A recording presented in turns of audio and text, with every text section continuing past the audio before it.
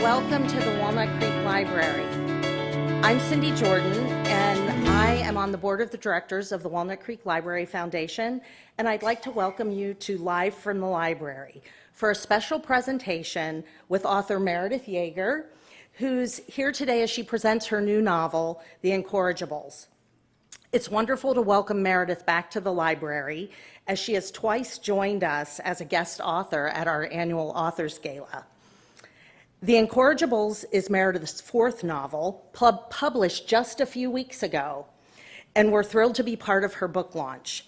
She's also the author of The Pilot's Daughter, The Dressmaker's Dowry, and Boardwalk Summer. As she shares on her website, her historical novels are about the interweaving of past and present, family secrets, and untold California history. Following a presentation from Meredith, she'll be joined in conversation with Lynn Carey, a local journalist who for many years led the Contra Costa Times Book Club. Following the program, you'll have an opportunity to purchase or order books out in the lobby, and Meredith will be signing them as well. I'd like to thank our program sponsors this evening, the East Bay Times, Minuteman Press, and Friends of the Walnut Creek Library. If you enjoy the program, please consider making a donation to the Library Foundation to support our programs. You can visit our website to donate, or you can contribute to the tip jar, which is on the refreshment table in the back.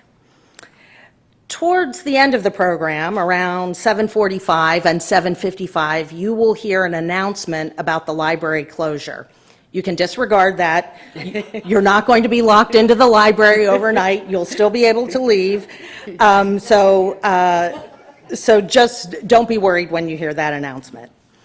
And with that, I'd like to welcome Meredith. Thank you for being here. Thank you.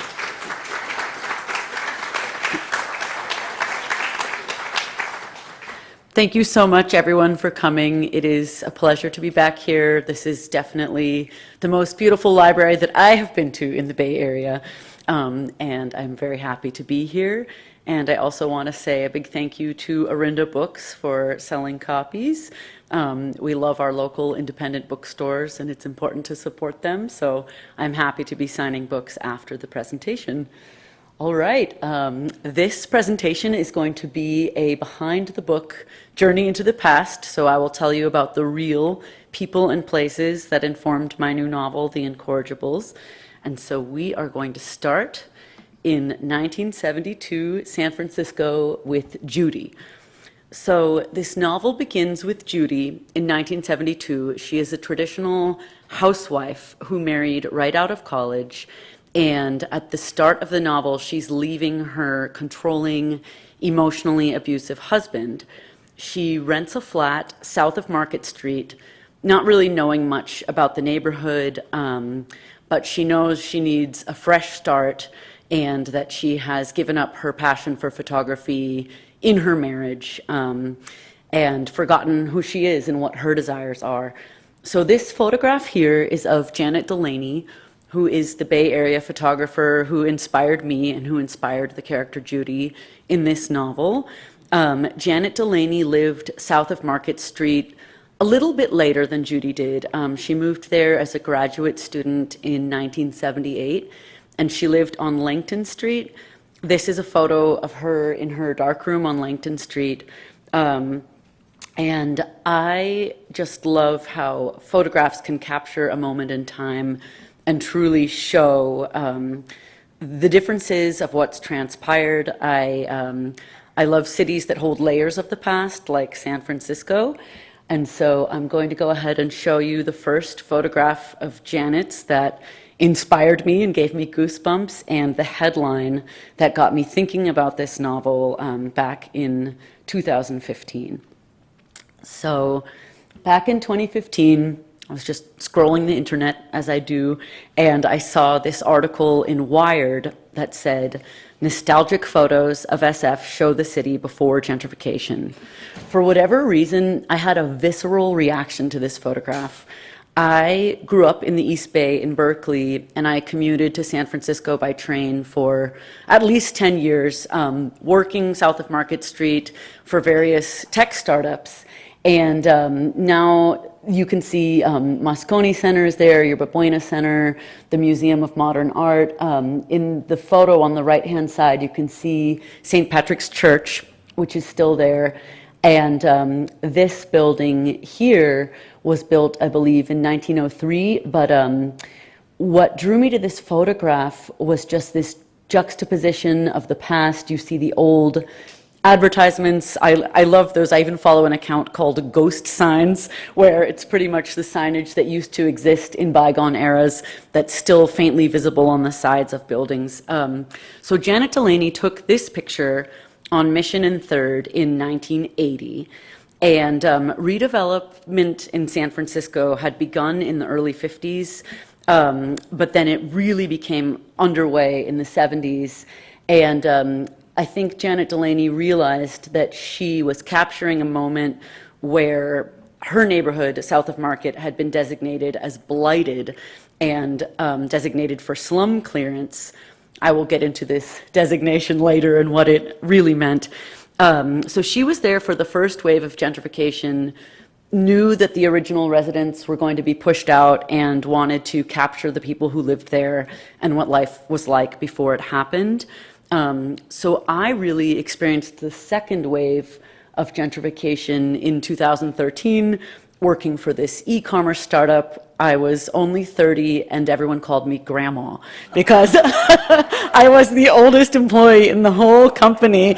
These young guys were in their 20s. It was their startup. They always talked about bootstrapping and Twitter, Salesforce, Uber, and south of Market, which then was known by the acronym SOMA, was pretty much this hub of technology. And on my breaks, I didn't care about their angel investors or their apps or Y Combinator. Not quite sure what it is. I think it's some kind of startup accelerating program. And I would just daydream, wander these little narrow streets like Natoma, Minna, and think about who lived in these apartments and what was life like and what was this neighborhood once like. So this building here, it survived the 1906 earthquake, and it's now Four Seasons private residences. They've attached a glass skyscraper adjacent to it. It's a beautiful example of historic preservation, but just like Janet Delaney predicted, those low-income housing units, this building, the residences start at 2.5 million, and the penthouse is going for 49 million. So some neighborhood changes. Okay, let's do the next one. Okay, so this here, I have some different photographs showing south of Market Street. On the left, the white apartment building with the flaking paint, that's a photograph that Janet Delaney took in, I think, the late 70s from her apartment on Langton Street. I love it because it shows the old building in the front and then the skyscrapers in the back. So it's like this encroaching wave of either gentrification or modernization. This photograph on the right is Natoma Street in the 1890s. And I just love it. The gingerbread trim, these peaked gable roofs. You can see the industry, and the area was known as a working class area for its light industry and being close to the docks. A lot of the residents were former retired dock workers and seamen. So I have a quote here from my character Annie, who's an Irish immigrant in 1903. I'm sorry, in 1890, but in the late 1800s, south of Market was a working class, predominantly Irish neighborhood. And I really loved that in the research that I did, learning that in the 1890s, more than half of all residents of south of Market Street were foreign-born, and the majority of them at that time were Irish. And so Annie says, here on a busy street corner south of the slot, grocers, boarding houses, factories, and liquor stores crowded against one another, dwarfed by the impressive Gothic spire of St. Patrick Church. The other girls were content to settle for butchers and factory workers, but not Annie. She had her sights set on Albert. So in the beginning of the novel, she's a new immigrant to America, and she wants to bring her siblings over. Irish women tended to migrate alone, unlike Southern Europeans who often came with their families, and then they would find work, send money home, bring home the next female relative in the family, and was chain migration. And so I really admired that idea of being so young, going to a foreign country alone, and then being determined, okay, I'm going to bring the rest of my family over. And this picture in the bottom left is St. Patrick's Church. It used to have a spire, and you can see the old buildings that were there before the skyscrapers. This is now, again, like the movie theater, the Metreon, the area around Moscone Center. So what inspired me for Annie's character was a mug book. And I found a real mug book online that belonged to the Sacramento Police Department. Mug books were kept by police departments all over the country in the late 1800s. This was before fingerprinting, but a French photographer named, forget his first name, but last name Bertillon, he developed a system where you would take the photograph in profile, front view, and then do measurements like a person's index finger, write down all their scars, markings. And so this was an early form of biometrics before fingerprinting. So Judy, in the 1970s, who's lost her passion for photography, she decides she wants to start fresh, get a job. Her husband forbade her from working. He did not want her to have that independence. And so she gets a job in a photography studio south of Market Street, processing color prints. And the owner has a passion for collecting mugshots. And so he shows her an old mug book, and that's where she sees Annie's photograph and becomes drawn to the portrait of this woman. So this is a quote from Judy. I turn the page of the mug book again, expecting to find more men, and then I stop, my breath hitching. I'm staring into the haunting eyes of a frightened young woman.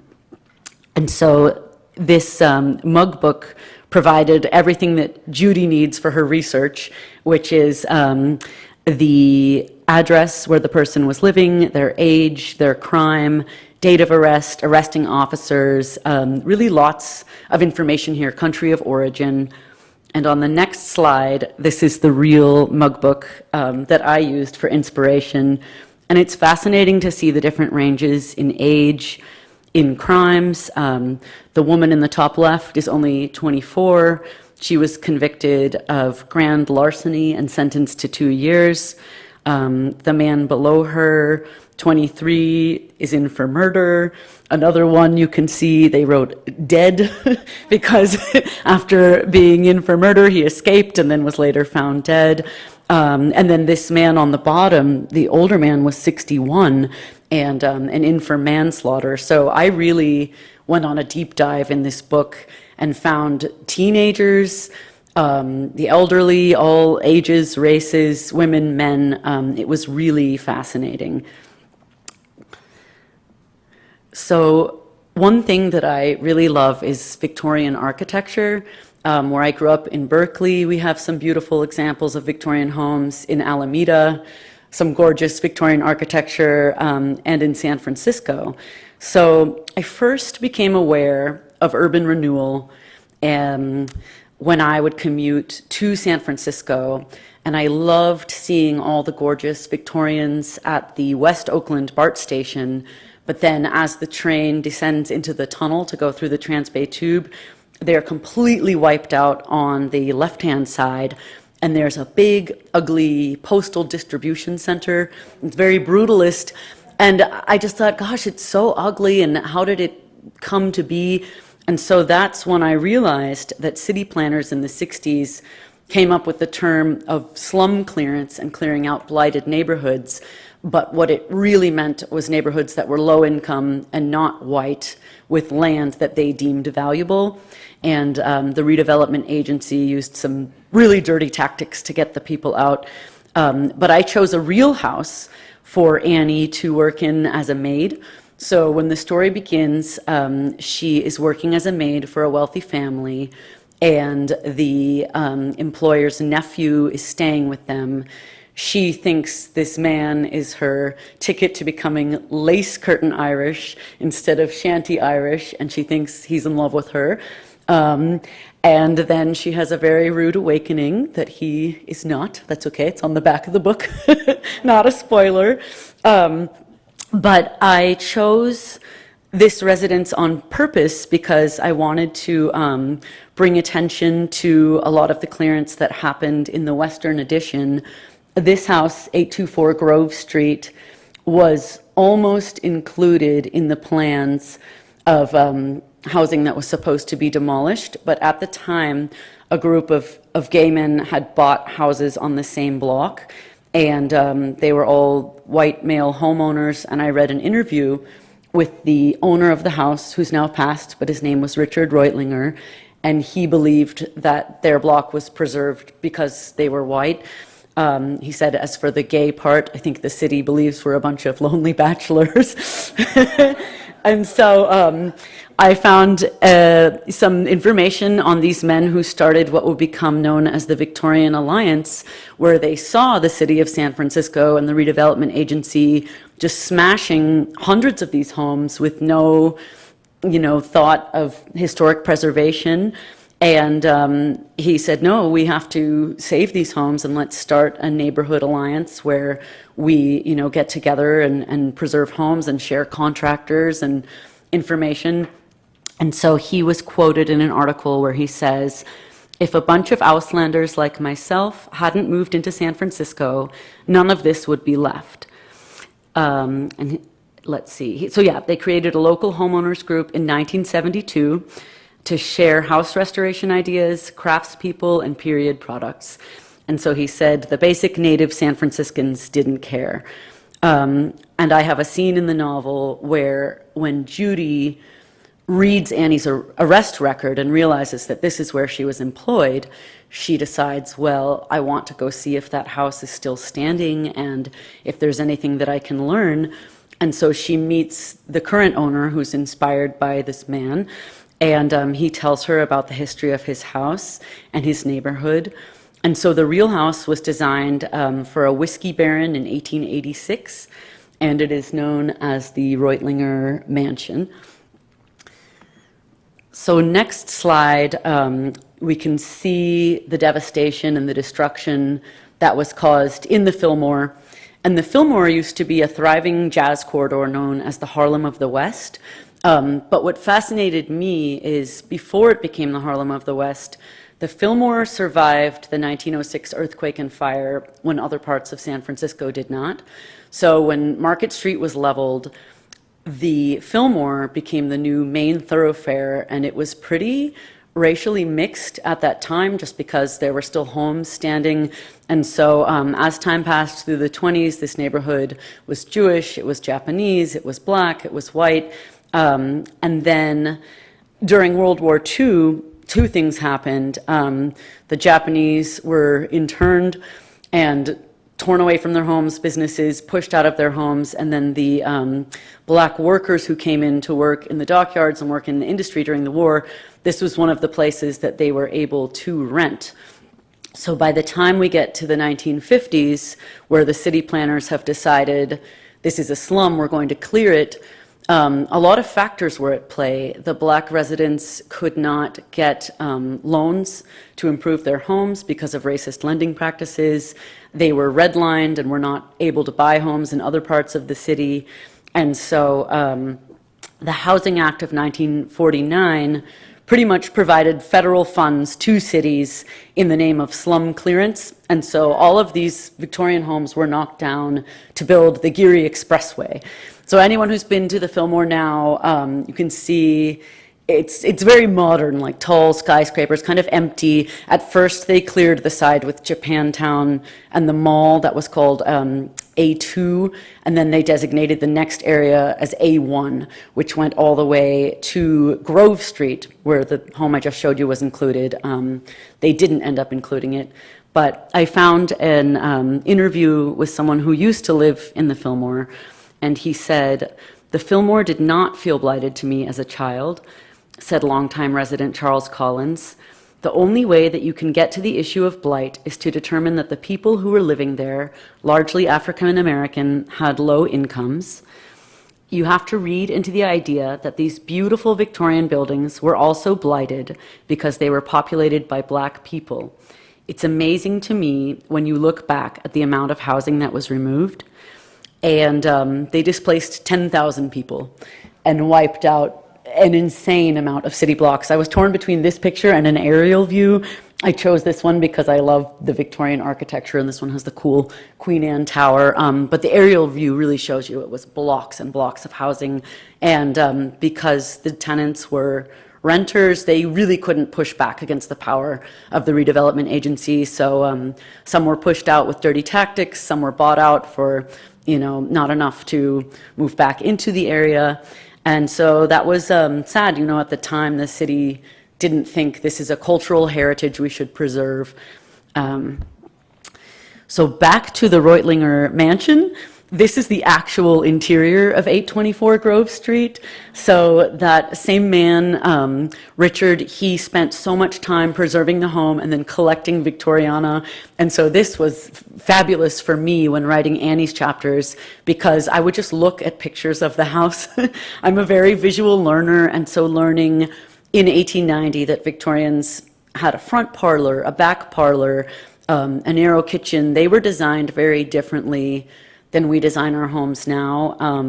And I love that he chose to preserve the interiors, and that he would wait for certain pieces to show up at an estate sale before finally buying it, to keep it very authentic. And I have never done a house tour with the Victorian Alliance. I think COVID put an end to it for a while, but I would love to. So in the past, they've done Christmas tours where all the homes are decorated, and people who have these historically recognized homes sometimes open them up to the public through the Victorian Alliance.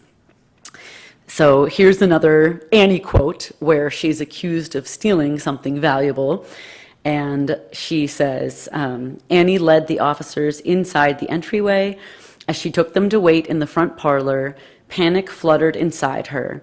The shorter policeman looked down at the velvet chaise lounge while the tall one surveyed Mr. Whittier's bookcases, statuettes, and lamps. So yeah, when writing that scene, I was thinking about this room.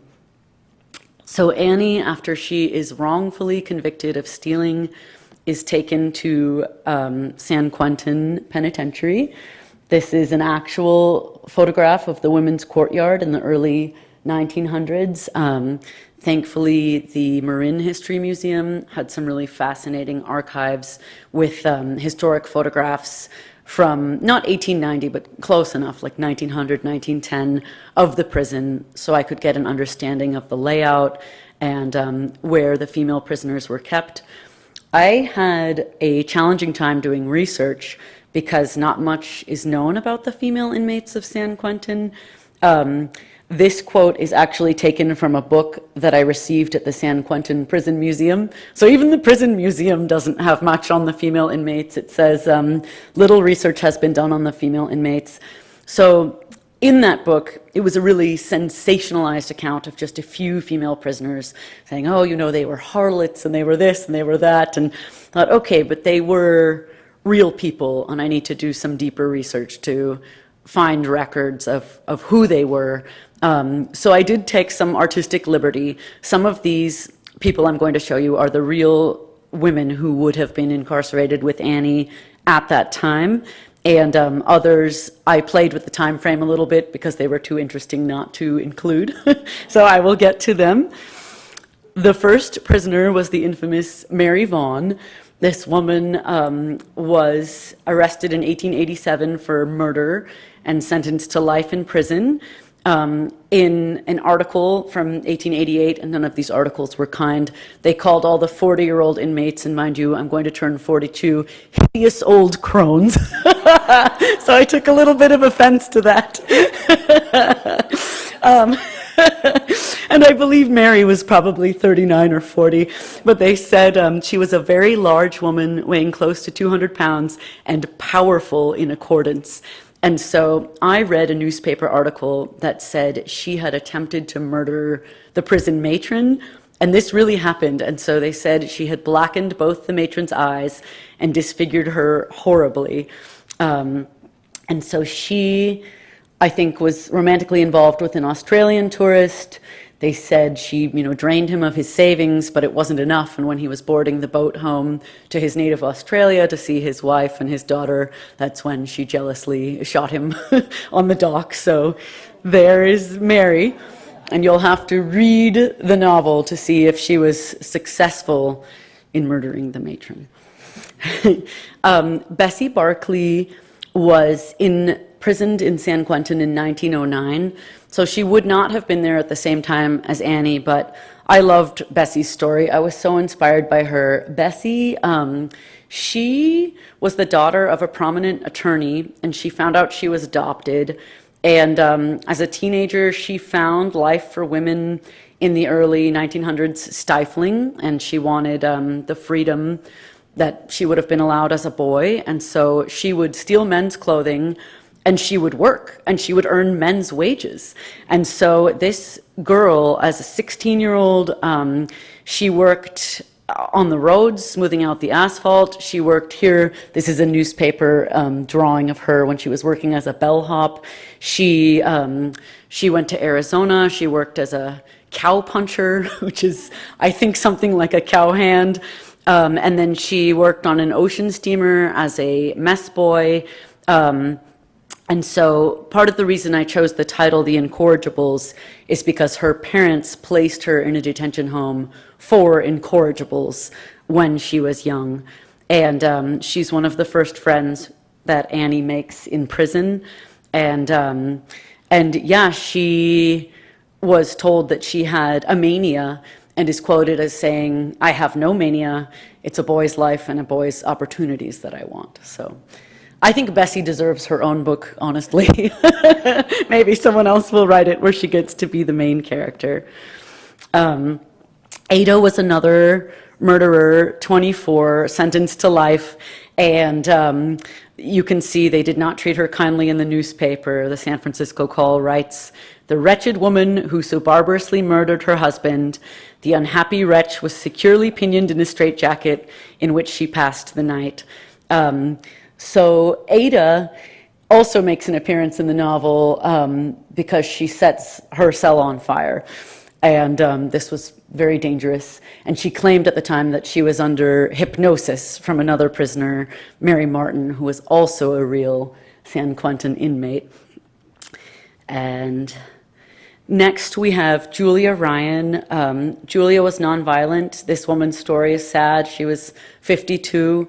And her sons were both criminals, and she perjured herself when her youngest son was accused of robbery. She always wanted to provide an alibi, and so she provided him with a false alibi. And because the sentences were very hard, Victorian women were held to different standards than the men. And so she was sentenced to 12 years for a nonviolent crime and couldn't see her sons, couldn't visit them because they were both also in San Quentin. So she makes an appearance in the novel and sort of shows the harsh punishments and the difference in sentencing between the male and the female inmates. Eventually, she was commuted. Her sentence was commuted to 9 years due to her extreme old age, and that they believed that she was repentant. I know, it's offensive. It's okay. I'm an old crone as well. Maud Manor was the youngest woman in the prison. Read in some accounts that she was 19, but she might have been younger. And she is also a character in the novel. And just the way that they describe the women in these papers, you can get a sense of how unforgiving the Victorian conventions were. So they said, "She's the youngest woman in the penitentiary, but there is not a more perverted person in the entire institution. Instinctually, she seems to have taken to crime, and when only a mere child, she was repeatedly brought into the courts of justice, where only her tender age saved her from punishment." This woman, I had so much fun incorporating her into the novel. This is a real female journalist. Similar to Nellie Bly, she was a stunt reporter, and so her real name was Winifred Sweet. In the novel, I keep her name as Winifred Sweet just because my character's name is Annie. But in San Francisco, in her newspaper column, she was a columnist for the Examiner, she went by Annie Laurie.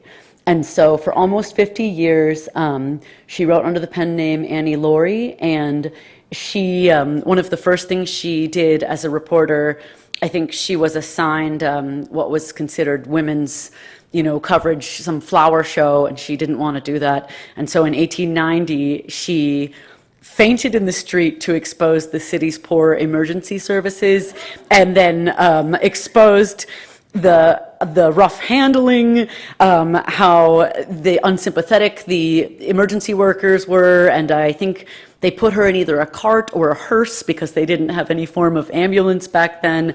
And so, yeah, when she wrote up this expose, that's what got her the start. And so, yeah, they called her a sob sister, where she would write these sensationalized stories. But I had fun including her. You'll have to read to see how she connects in the story with Annie. But there were a lot of unbelievable prison scandals going on at the time. And I can tell you they are true. So, yeah, sometimes the strangest fiction is stranger than truth, or truth is stranger than fiction. Okay, so finally, Irish lace plays an important role in the novel. I wanted to incorporate Irish lace because I loved that it was worn by the most wealthy women in Europe. It was popular in Paris, in London. It was also really popular in San Francisco, but it was made by the poorest women in Ireland. And so during the potato famine, there was a woman who, this woman was named Mademoiselle Riego, and she realized that she could imitate Venetian point lace, making it with a small crochet hook, and that it took less time. And so in 1846, she created the first pattern book of Irish crochet. She had an Irish mother, and I believe a French father. And so by 1847, according to textile historian Marie Traynor, who gives classes at Lacey's Museum in Berkeley, there were between 12,000 and 20,000 girls who were employed being paid to make Irish crochet in and around Cork. And so lace schools opened up around the country. There was another one in the town of Clones. And so Annie meets another Irish woman who teaches her the art of Clones lace. And what was so special about this lace is it's made up of different motifs like shamrocks, grapevines, roses. And so each individual family member can make their own motif. They would walk on foot to these lace schools, join them all together, and then the conjoined motifs would be created to make collars, cuffs, veils, gowns, and it was really popular at the time. So I loved that the lace could be made by the fire, of a peat fire in the hearth, and the thread could be laundered, but all you needed was a crochet hook. And then some families became so protective over their motifs that they would hide them if other friends in the village came over, because they didn't want them stealing their original motifs. And I loved the individuality of it and the imperfection of it, and that two people can follow the same pattern, but it won't turn out alike. And you'll see it plays a really important and special role in the novel. So I think I've given enough in terms of the presentation, and now we can move over to our discussion.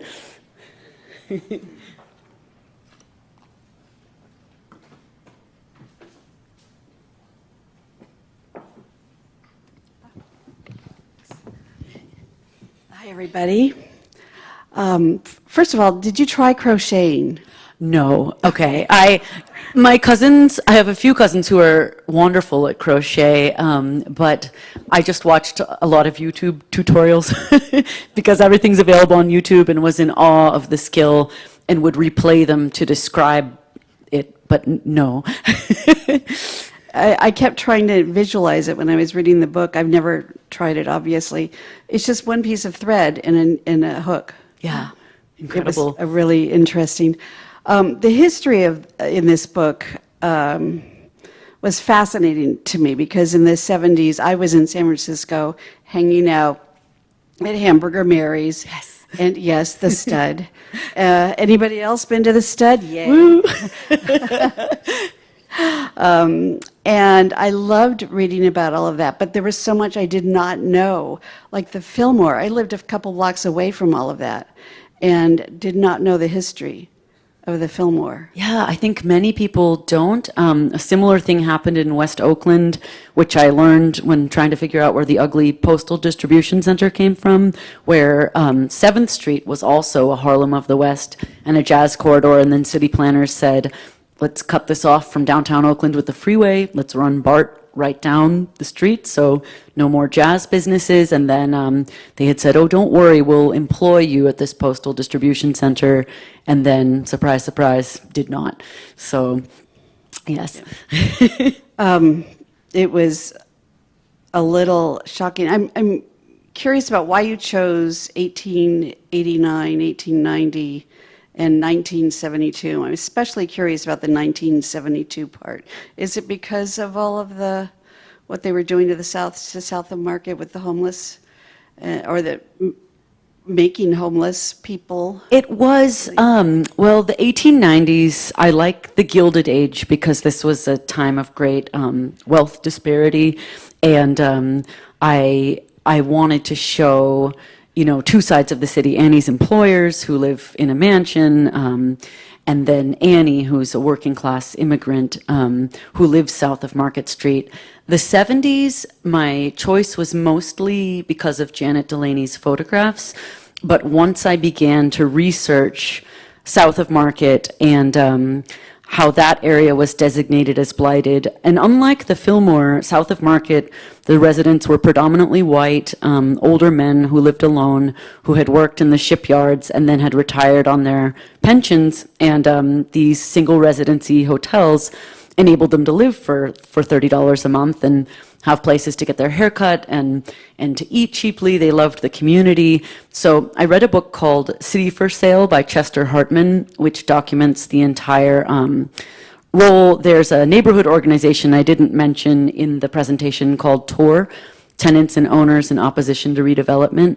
And so I believe that the period I chose was when the action was really taking place, where the city was not trying to build new housing concurrent with demolition, and the neighborhood activists were saying, these people are elderly, they have nowhere else to go, you are legally obligated to build this housing, and they didn't want to build it. And I even had my copy editor try to catch me out on a mistake. And she said, you wrote here that 1,400 housing units were destroyed and they only built 11. And I said, that's not a typo, unfortunately. So yeah, 72, and also the women's movement. I wanted that to be part of the impetus, even though it's just in the background, for Judy to come back into her own as a woman and think about, okay, you know, her mother in the novel is very conservative, loves Phyllis Schlafly, is embracing this. You have to stay with your husband. I don't care that he's an alcoholic. I don't care that he's cheating on you. You go back to your husband right now. And she's torn because she loves him, you know, even though he's not a great guy. And so I wanted her to be on the cusp of that change. I loved that part, and I also loved the ads that you mentioned. Yeah, they were real ads. Oh my gosh, can you give an example? Do you remember? Yes, so I looked up real 70s ads and would Google things like 1970s ads, sexist, to see how bad they were. There was one I didn't include, but it's this woman like lying next to a man's shoes and they're shiny and it's like, keep her where she belongs, you know, on the ground next to your feet. But one I included in the novel said, my wife Jean is pretty, happy, and pregnant, and that's why I got her the Hot Point washer and dryer.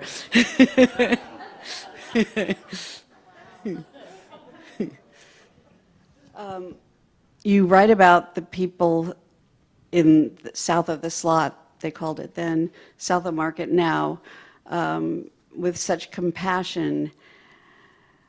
how does it make you feel when you see San Francisco being dissed so thoroughly by media and people? And I mean, you'd think that the streets are just nothing but sewage and everybody, I mean, I've actually talked to people who are afraid they're going to step on a needle. Yeah. And I mean, how does that make you feel? It makes me furious. Yeah, it makes me really sad and angry because I think, our country's very polarized right now. And if you look at the social structures, there's always a systemic issue behind things like homelessness.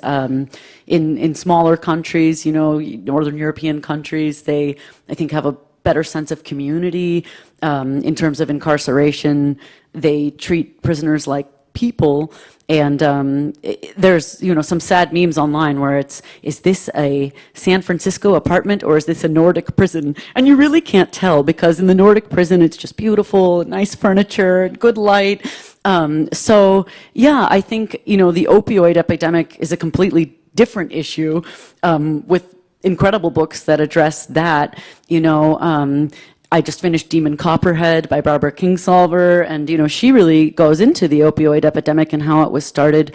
And so yeah, a lot of the issues now, I believe they started in the 70s and before with the loss of affordable housing, lack of affordable health care, no universal health care, no basic income, and then add the opioid crisis to it. And it's really sad. And so instead of people thinking, how can we fix this? Or who can we blame? Yeah. Were you able to go into San Quentin and wander around? No. I wish I could. Also, I was very heavily pregnant at the time with my son, and I felt weird enough waddling into San Quentin. So I went to the San Quentin Museum, but I was not able to get into the prison. I know a few educators and nurses who work at the prison. That's incredible. I think if I hadn't been pregnant, I might have tried harder to get in there. That's the one thing I wish that I had done. So no, I never actually got to tour the prison itself. They only had, correct me if I'm wrong, about 20 female prisoners? Yes, so it was hard to find data online, but I was able to find a few newspaper articles that talked about the number of prisoners in 1885. I think it was 15 and then 20. It was never very large. They had female prisoners until 1933, and that's when they built a women's prison in, I'm probably going to pronounce it wrong, Tehachapi, somewhere in, Tehachapi. Thank you, Cindy.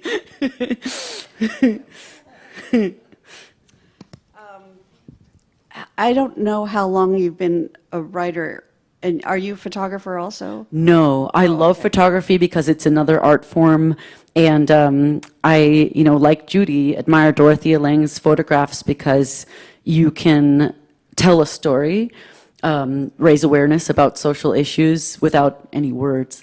Mm-hmm. But so when did the writing part start? Oh, well, my mom's right here in the front row, and it started when I was a little girl. She's amazing. She hasn't thrown anything out. She gave me a book that I wrote in second grade called The Midnight Journey, and it is about a mouse named Angelina Whiskers who disappears. I hope so. It's all of your books go back and forth between was it The Pilot's Wife? That's the Jazz Age. And Oh yeah, Pilot's Daughter, Jazz Age, so 20s yeah. and 40s, yeah. 20s and 40s. And they all kind of go back and forth, and it's really, really, it's very smooth the way you do it, and it's very interesting to do it that way. But what made you decide to kind of take that approach with all of your books? So I wanted to be published in my 20s, and I really had this dream and this goal that I would be published by 30. I wanted to be on a 30 under 30 list. I wrote my first novel, just normal contemporary women's fiction. It was called The Trouble with 22. It was about, young 20-somethings figuring out their lives in San Francisco. I received, I think, 250 rejection letters from agents over the course of a few years. It was so heartbreaking to shelve that novel because I went through rounds of revisions. I kept trying to improve it. I tried again with another contemporary novel set in San Francisco with a woman on the cusp of 30. and got, closer, more agent interest with that one. But ultimately, after 50 rejection letters, I gave up. On my 30th birthday, instead of being on a 30 under 30 list, I was very depressed. I went to go see Magic Mike with my girlfriend to cheer myself up, as one does. And then I just took a year off of writing because I was so down about it. That was the year I was working for the startup in Soma on Natoma Street with the young guys who called me grandma. And so I got married that year, 2013. And on my honeymoon in Greece, I finally had the time and the space to think. So I'm on the gorgeous island of Mykonos, looking out at the Aegean Sea. And instead of wanting to write about Mykonos or write a romance, I started thinking, I want to write a creepy historical novel set in San Francisco, which was my debut, The Dressmaker's Dowry. And it was because I had read another author who did the dual timeline. Her name's Sarah Geo. And she's not a historian. I've read varying degrees of historical fiction. Some people are real historians, like Emma Donoghue, and you think, wow. But no, I read hers and I thought, I can do this. It was a little intimidating. I'm a literature major, not a history major, but I thought, I'm going to try it. And ultimately, that was the one that finally got me my agent and finally sold. Do you like delving into all the history? Do you enjoy that part of it? I absolutely do, and I think the key to sticking to writing a novel, because it takes so much time and it's so tedious, you have to love the time period that you set your novel in.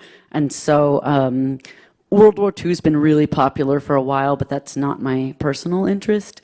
And so I hope now more readers will be drawn to, you can tell I love the Victorian era, I love the Gilded Age. I unfortunately do not have HBO. I want to watch the Gilded Age. So yes, I choose a time period that I want to immerse myself in.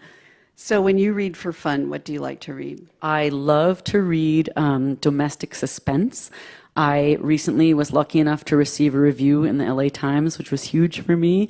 And the reviewer said that my historical fiction reads more like crime fiction and thriller than courtly, Bridgerton style historical fiction. And it's true. So I read a lot of historical fiction, magical realism, and contemporary suspense, domestic suspense. Not a lot of nonfiction, but occasionally. So I think it's important to read in all genres. Right. We're going to throw it out to the audience now. Does anybody have any questions? Since the book just came out, probably a lot of you haven't read it yet. Any question? Okay. Pam. Yes.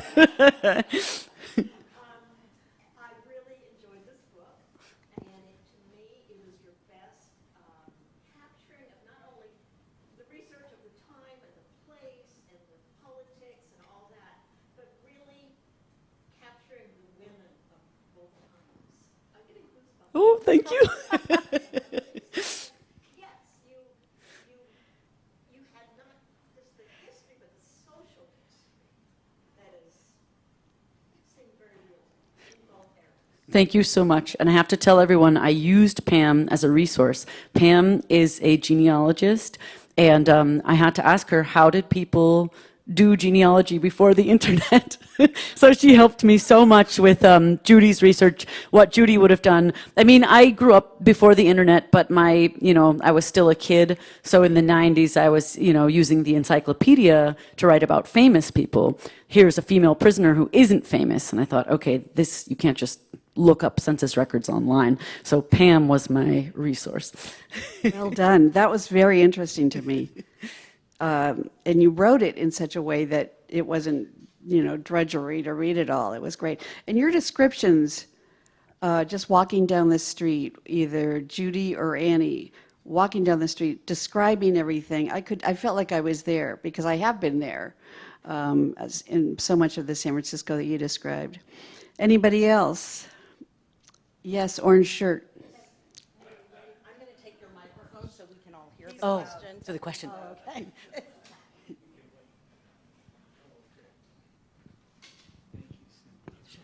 When you're writing historical fiction, is there a formula for how much time you spend researching vis-a-vis how much time you spend with the actual writings, like 30% the one and 70% of the other? Every author is different, so every author has their own style. For me personally, I like to do all the research first, and I do it old school. I fill pages and pages of notebooks with just scribbles, any idea, any quote that I think is interesting, I'll put it in there. And then I'll put a post-it on that page that says, female prisoners or 1970s South of Market. And this book took 3 years. Traditional publication is very slow. So something most people don't know is the books you see in bookstores were sold 2 years ago.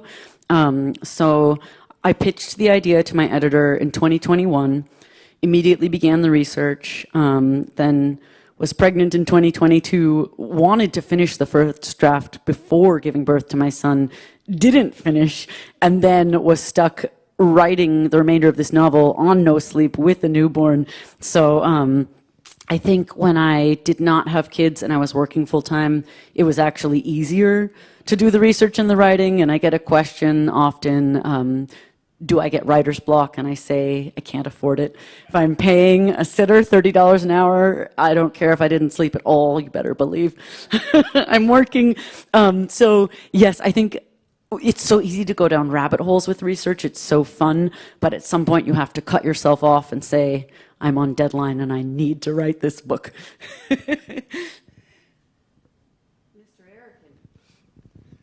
Thank you, and this has been really fun.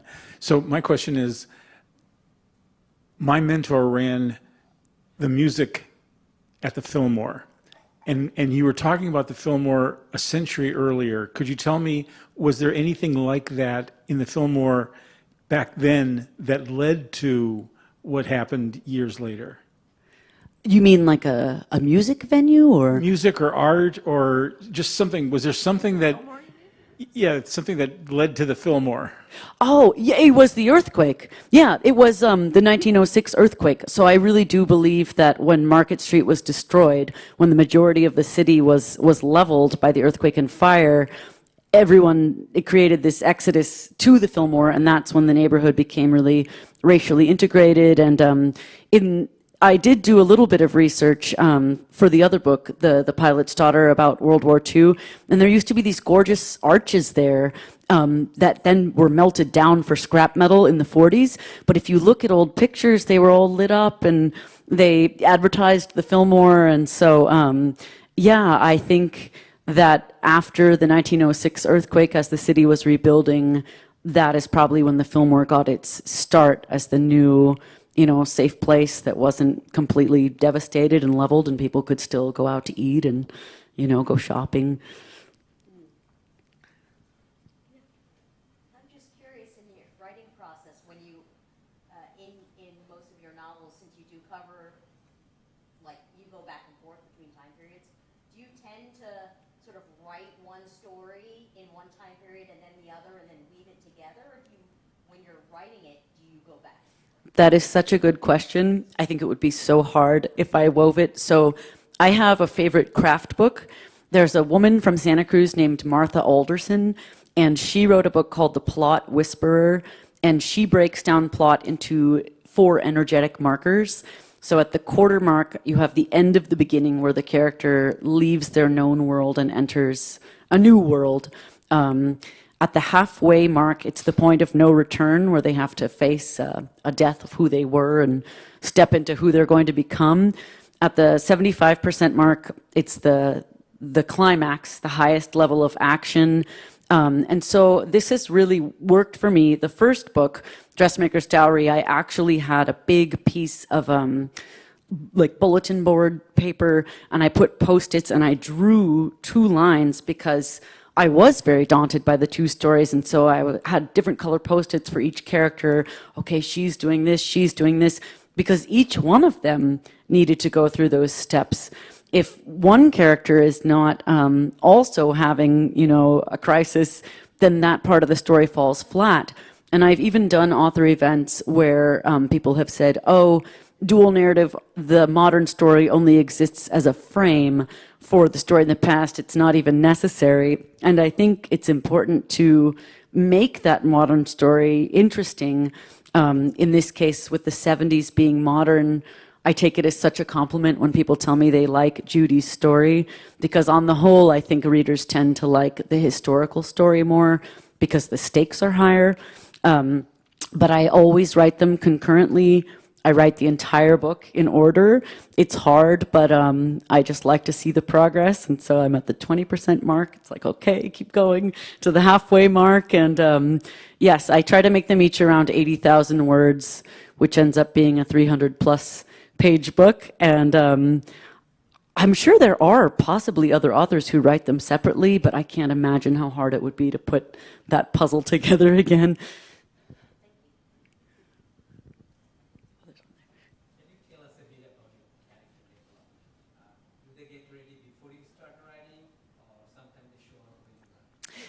It's character development. So do I think about character development before I start writing, or does it come to me? In the writing world, we have two categories: plotters versus pantsers. Plot is you plot beforehand, and pants is you fly by the seat of your pants. My two unpublished novels, I was a pantser, so I'm in awe of people who can pants now. I stick to the plot, and absolutely character development is a part of it. So I don't do it as intensely as I do with the plot planner, but I have a rough idea of the person's transformation and how it's going to go. And I am excited for you all to read it because Annie transforms in the different way how you might expect. Goes from naive to a bit more hardened and flinty, and yeah, in prison she changes. So I usually, have an idea of the character development beforehand. One more question? No, okay. I'm just wondering, that's why your book takes place right around the time Marianne Singleton shows up in San Francisco. Do you cross over any with Republican Castro? No. No crossover. No. Marianne lived in a different part of the city, for sure. We're talking about Tales of the City. Yeah, you all know. Okay. I think we're just about done, and thank you all so much for coming. This has been great. And Cindy, take it away. Happy birthday, Cindy. Yay. Thank you. So we will wrap it up. Thank you to Meredith and to Lynn for being here tonight, and thank you all for coming to join us at Live from the Library. Again, if you've enjoyed the program and you look forward to more, feel free to make a donation on our website or at the back table. Yes? Can we buy a copy of the book? I'm going to get to that. Yes. We have Arinda Books out in the lobby, and Meredith will be signing books. You can keep up to date on our programs by signing up for our e-newsletter out on the table. So if you want to hear more, make sure you get on that list. We're taking a brief summer break in July, but we will be back in August. On August 6th, we're going to have a program celebrating the 50th anniversary of Open Space in Walnut Creek. So we hope that you will come back to see that program with us. Thank you again for attending, and please get home safely. Thank you.